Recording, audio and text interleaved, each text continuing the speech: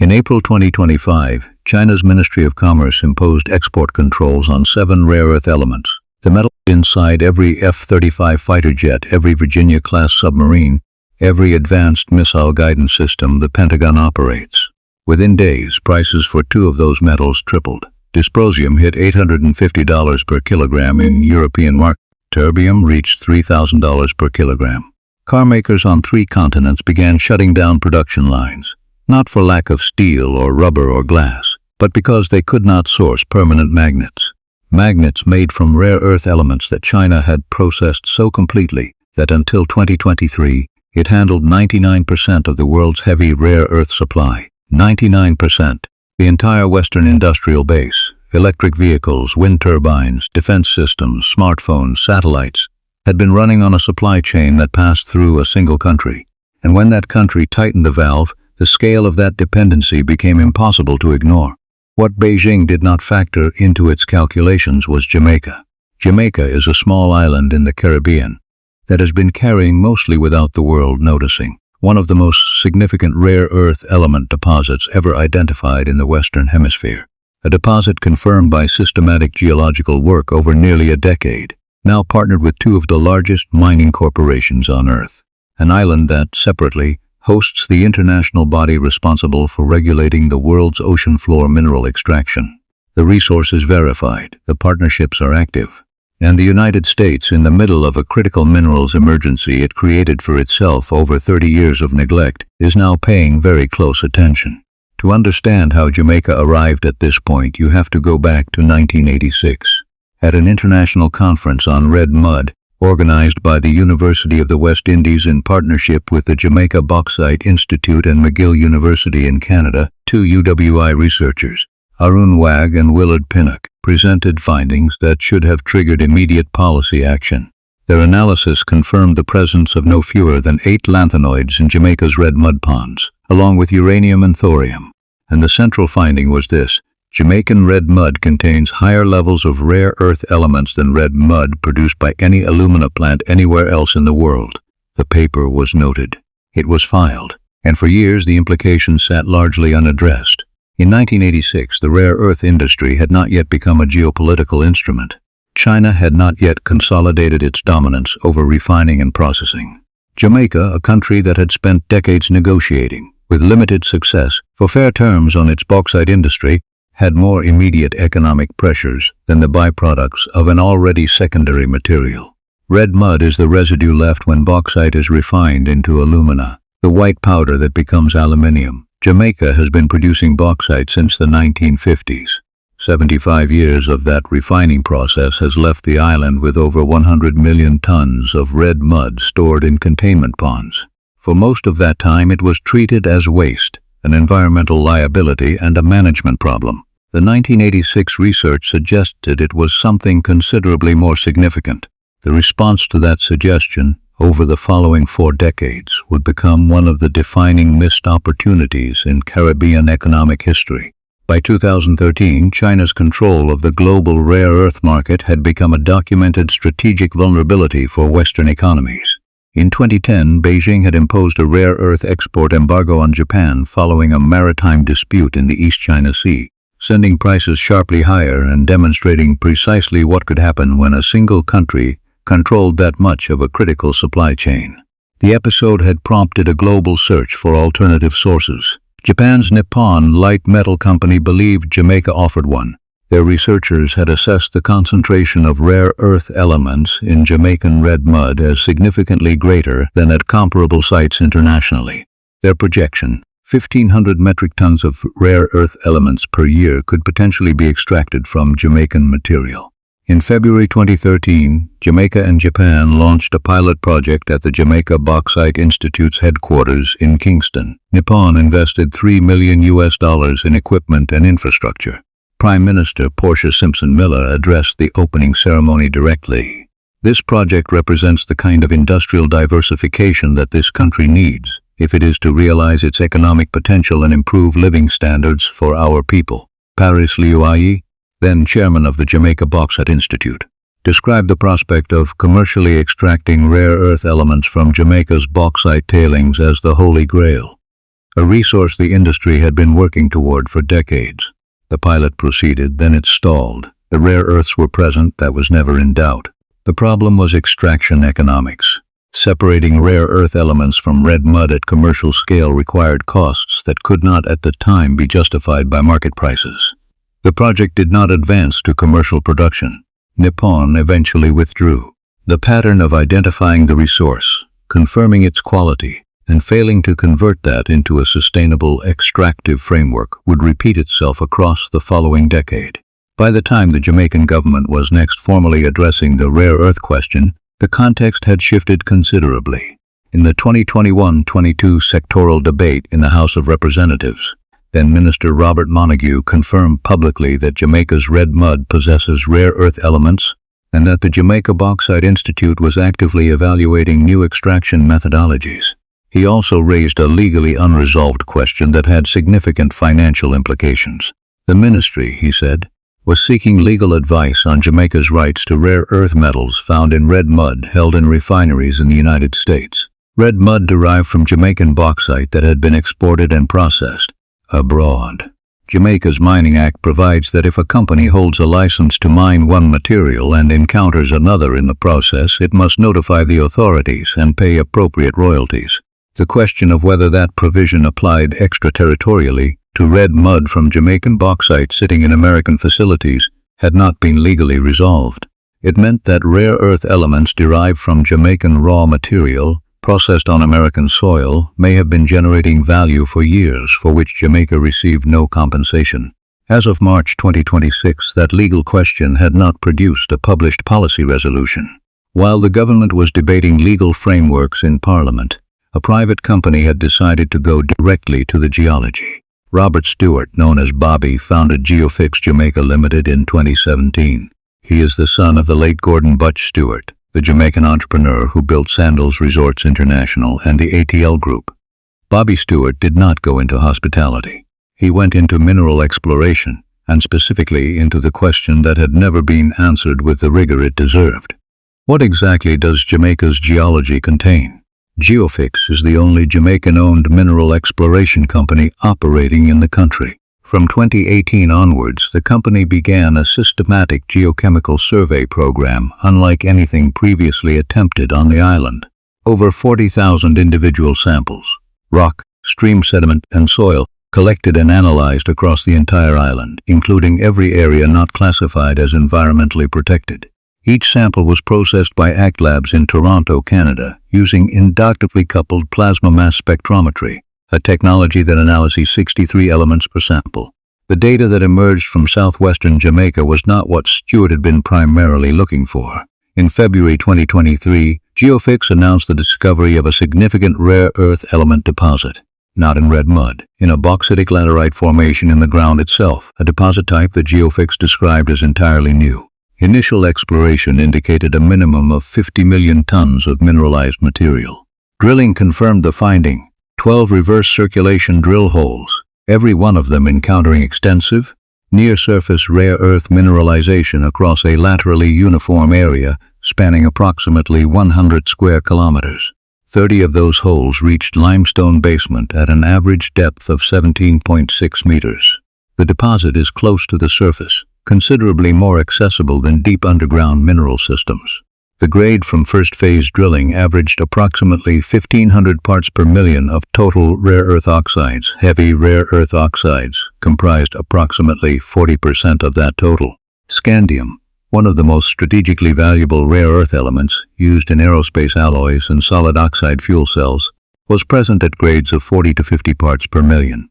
Geophysx characterized the discovery as one of the largest rare earth element finds in North America in the preceding 20 years. The Jamaica Gleaners editorial board, reviewing the significance of the announcement in March 2026, noted that it had triggered neither the scientific conversation at the island's academies, nor the kind of policy action from the government, for which this newspaper has long advocated. Stewart presented the initial findings at the Prospectors and Developers Association of Canada, PDAC, in 2023. PDA is the world's largest mining industry conference, held annually in Toronto. At that presentation, he described the deposit's composition, roughly 50 million tons, approximately 42% heavy rare earth content. The distinction between heavy and light rare earth elements matters enormously. Light rare earths, lanthanum, cerium, praseodymium, neodymium, are more abundant and widely processed. Heavy rare earths, terbium, dysprosium, europium, gadolinium, and others, are significantly rarer, command higher prices, and are far more tightly controlled by China. Dysprosium and terbium in particular are required for the permanent magnets that operate in high-temperature environments. Those are the magnets in the F-35's flight control actuators, in Virginia-class submarine systems, in the drive motors of high-performance electric vehicles. China holds a complete monopoly on separating both elements commercially. A deposit that is 42% heavy rare earths is not a routine finding. Stewart returned to PDAS in March 2026 with an updated assessment. Between 2023 and 2026, Geophysx had continued drilling, extended its survey to cover the entire island, and refined its geological model. The in-situ deposit had grown from the initial 50 million ton estimate to approximately 100 million tons. Separately, the company now held exploration licenses over the red mud lakes from decades of bauxite processing, approximately 140 million tons of material, with its own rare earth content. Stewart confirmed the composition across both sources. We have a very unique mix, about 42% heavy rare earths and 58% light rare earths. The mining industry's response to the data was measurable. In May 2024, Barrick Gold Corporation signed an earn-in agreement with Geophysx, Jamaica. Barrick is the world's second-largest gold mining company, operating 16 sites across 13 countries. Earn-in agreements are not signed on speculation. They require sufficient technical justification to commit the company's exploration capital and brand credibility. Stewart noted at the time that it had been close to 40 years since a junior explorer had attracted one of the major mining companies this quickly.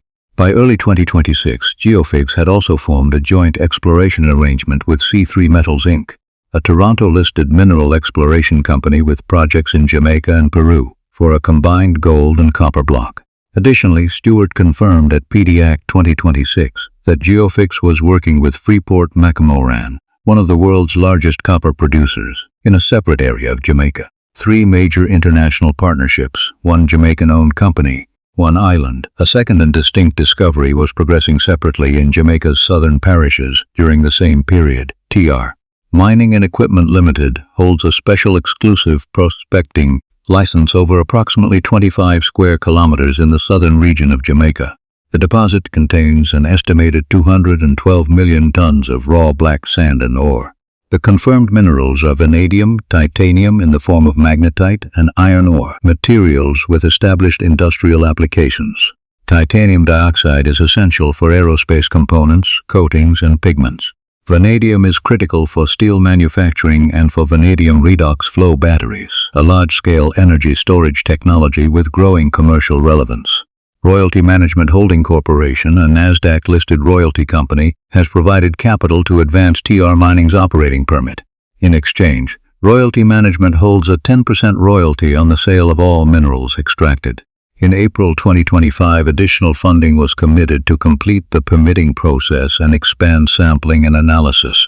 In July 2025, expanded sampling of black sand material from the deposit returned results indicating the presence of rare earth elements alongside the previously confirmed vanadium, titanium, and iron ore.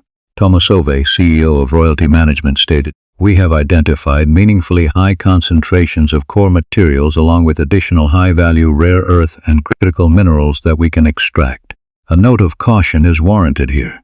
An independent assessment published by Rare Earth Exchanges in July 2025 noted that the TR Mining rare earth claim lacked the supporting technical documentation. No assay data, no concentration grades, no identification of specific elements that would allow independent verification.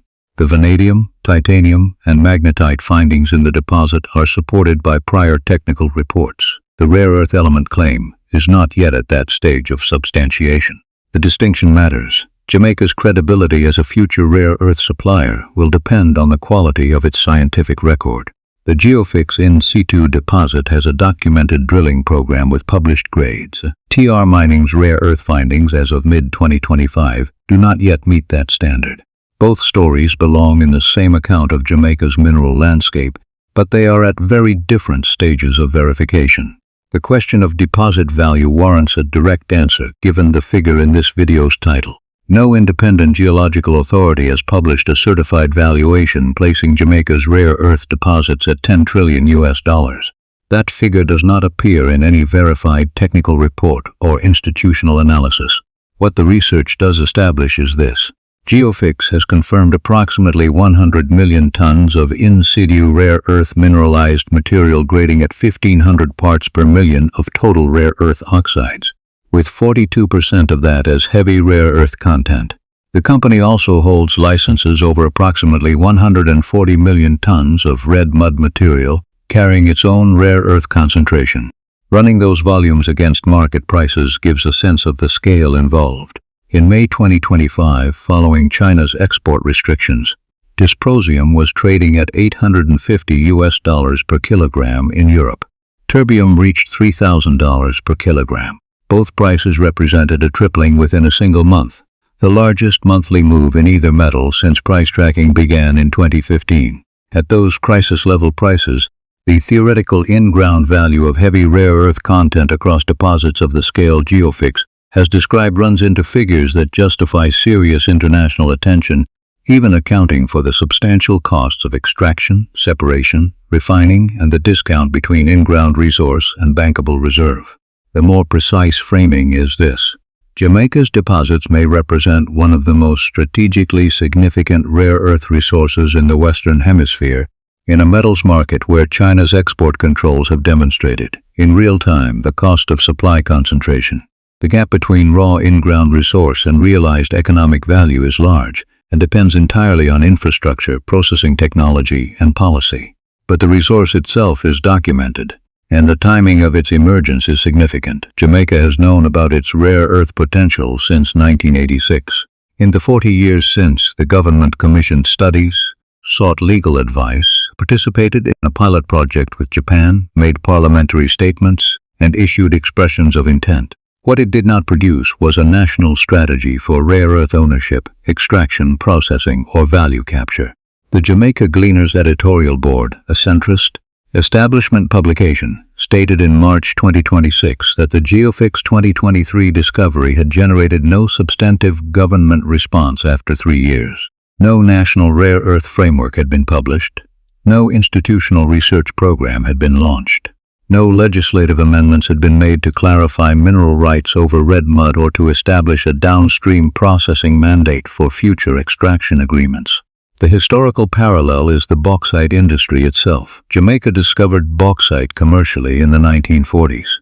For decades, multinational companies extracted the ore under licensing terms that critics consistently argued did not reflect the resource's full value to the island. It was not until Michael Manley's bauxite levy in 1974, nearly 3 decades after commercial production began, that Jamaica moved to capture a materially larger share of the value. Even then, Jamaica never developed significant downstream aluminium processing capacity. The value of the metal was captured elsewhere. Rare earth elements present the same structural risk with a more complex extraction chain. At the mining stage, raw rare earth ore commands modest prices relative to processed material. Separation of rare earth oxides adds substantial value. Refining to metals adds more. Downstream processing into alloys, permanent magnets, or battery materials represents the highest value stage of the entire chain. China controls that chain comprehensively, not because it found rare earths first, but because it invested systematically in every stage of processing for decades. If Jamaica extracts and sells raw rare earth ore, it captures the smallest fraction of the resource's value. If it negotiates for domestic separation capacity as a condition of mining licenses, as some resource-rich nations have begun to require, it captures considerably more. The window for that negotiation is currently open because the United States and its allies are actively seeking rare earth supply outside China and have demonstrated willingness to invest in the infrastructure required. The geopolitical context in which Jamaica's deposits have emerged requires specific documentation to understand their current significance. On April 4, 2025, China's Ministry of Commerce implemented export controls requiring licenses for 7 rare earth elements: samarium, gadolinium, terbium, dysprosium, lutetium, scandium, and yttrium. These are classified as medium and heavy rare earths, and they cover the elements most critical for defense applications and high-performance permanent magnets. Chinese rare earth magnet exports fell by approximately 3/4 in the 2 months following the controls taking effect. Automotive manufacturers in the United States, Europe, and Japan reported difficulties sourcing permanent magnets. Several reduced production rates. The International Energy Agency's analysis confirmed that European rare earth prices reached up to 6 times the equivalent Chinese domestic price during the disruption period. Even after trade volumes partially recovered following diplomatic negotiations in June 2025, prices in importing countries remained elevated relative to pre-restriction levels. In October 2025, China expanded its controls further. The new measures required foreign companies to obtain a license to export parts, components, and assemblies containing Chinese origin rare earth materials, even if the product was manufactured outside China. The extraterritorial scope of those controls effectively asserted Chinese jurisdiction over any product, anywhere in the world, that had passed through Chinese rare earth supply chains at any stage. The International Energy Agency's Global Critical Minerals Outlook 2025 confirmed the structural picture. For 19 of the 20 most strategically important minerals, China is the leading refiner, with an average processing market share of 70%. For rare earths specifically, China's control of oxide separation, metal refining, and magnet production exceeds 90% of global capacity. For 2 elements, dysprosium and terbium, China's monopoly on commercial separation is complete. The Pentagon's response was to launch a program to procure up to $1 billion worth of critical minerals for strategic stockpiles. Domestically, Ucore Rare Metals began construction of a heavy rare earth separation facility in Louisiana, with federal support. Energy Fuels in Utah produced a first domestic sample of dysprosium oxide with commercial scale targeted for 2026. These are significant steps, but they represent the beginning of a reconstruction effort for a domestic supply chain. The United States effectively dismantled over 3 decades of dependence on Chinese processing. Jamaica's position in that context is materially different from the American situation. Jamaica is not trying to rebuild something it lost. It is, for the first time, in a position to build something it never had, with the leverage of a resource that the world's most important economy needs urgently, and with international mining partners already on the ground. Jamaica is a Commonwealth nation. It is an English-speaking democracy with an established legal and regulatory framework. It has a functional relationship with American and Canadian mining capital that predates the current critical minerals emergency. Barrick Gold, a Canadian company, signed an active exploration agreement with a Jamaican company in May 2024. Freeport-McMoRan, an American company, confirmed an active working arrangement with that same Jamaican company before the end of 2025. The rare earth supply that the United States needs outside of China is not hypothetical. There are active partnerships between American and Canadian mining companies and a Jamaican exploration firm on Jamaican soil over a deposit with confirmed heavy rare earth content at 42%. One dimension of Jamaica's position is rarely included in coverage of this story.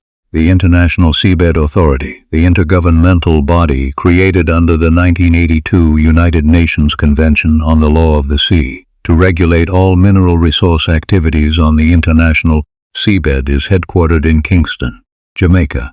It has been there since 1994. The ISA is the organization through which member states organize and control all mineral-related activities in the seabed beyond national jurisdictions. It issues exploration contracts and will eventually issue the exploitation licenses that determine who is permitted to extract cobalt, nickel, copper, manganese, and associated metals from polymetallic nodule fields on the deep ocean floor. As of 2025, the ISA had approved 31 exploration contracts covering more than 1.5 million square kilometers of seabed. In March 2025, its member states were meeting in Kingston to work toward a commercial mining code, the regulatory framework that will govern deep-sea extraction. The Metals Company, a Canadian firm operating through its subsidiary Nauru Oceans Resources Inc., announced plans to submit the first commercial extraction license application. The decisions being made in Kingston on royalty structures, environmental standards, and benefit-sharing arrangements for developing nations will shape the economics of deep-sea mineral extraction for decades. The country hosting those deliberations is simultaneously developing one of the most significant terrestrial rare earth deposits in its hemisphere, with confirmed partnerships with two of the world's largest mining corporations. The combination of positions, regulatory host for global seabed governance and active holder of a critical onshore resource, places Jamaica at an intersection of the critical minerals debate that no other small island developing state occupies. For Jamaicans living in London, New York, Toronto, or anywhere else in the diaspora, the significance of this story is not abstract. In April 2025, the factories producing the cars your families drive, the turbines generating the renewable electricity your adopted countries depend on, and the defense systems those countries maintain, all of them encountered shortages of metals they could not source outside China.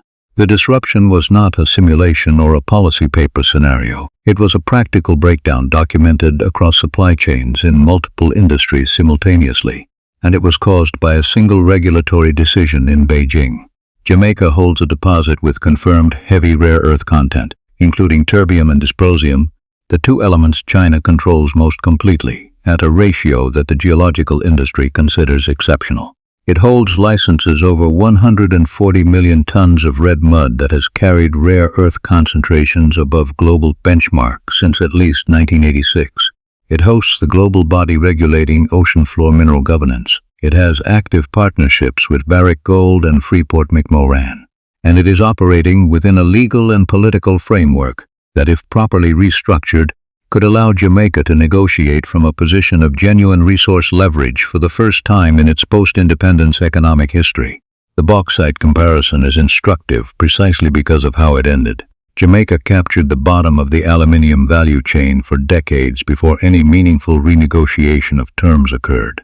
The country never built downstream aluminium processing at scale. The value of the metal was extracted elsewhere. That outcome was not inevitable. It was the product of specific policy choices, specific negotiating positions, and specific institutional failures over time. The rare earth question presents the same fork in the road. The record over 40 years is consistent. Jamaica has identified the resource, confirmed its quality, attracted foreign interest, and repeatedly failed to convert that sequence into a national framework that captures the full value of what it holds.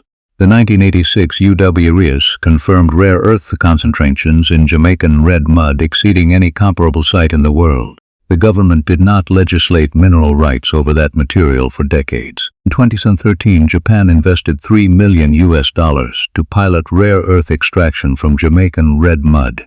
The project did not advance to commercial production. No framework for completing it was established. In 2021, the minister responsible for mining confirmed publicly that the government was seeking legal advice on Jamaican mineral rights in red mud held on American soil. No public outcome of that legal review has been published. In 2023, a Jamaican company announced one of the largest rare earth discoveries in North America in 20 years. The Jamaica Gleaner noted in March 2026 that no substantive government response had followed in 3 years. In May 2024, Barrick Gold, the world's second-largest gold mining company, signed an earn-in exploration agreement with that same Jamaican company. No national rare earth strategy had been published. In April 2025, China imposed export controls on 7 rare earth elements, triggering the most significant rare earth market disruption in over a decade. The Pentagon began stockpiling. American companies began building domestic processing facilities. The strategic value of non-Chinese rare earth sources became unambiguous. In March 2026, Bobby Stewart stood at Pidaki in Toronto and confirmed that Geophysx's deposit had grown to 100 million tons, that it carried a 42% heavy rare earth composition, and that he was actively working with Barrick Gold, C3 Metals, and Freeport-McMoRan. The private sector had assembled 3 major international partnerships around a Jamaican resource. The private sector in Jamaica has demonstrated what it can do with this discovery. Geophysx, funded largely by one Jamaican entrepreneur who spent nearly a decade and tens of millions of dollars of his own money before attracting international partners, has built a technically credible case for one of the most significant resource discoveries in the Caribbean's history.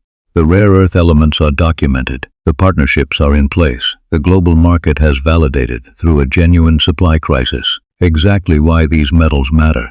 China confirmed in early 2025 that it had discovered an additional 1.15 million tons of rare earth elements in Yunnan province, adding to its already dominant reserve base.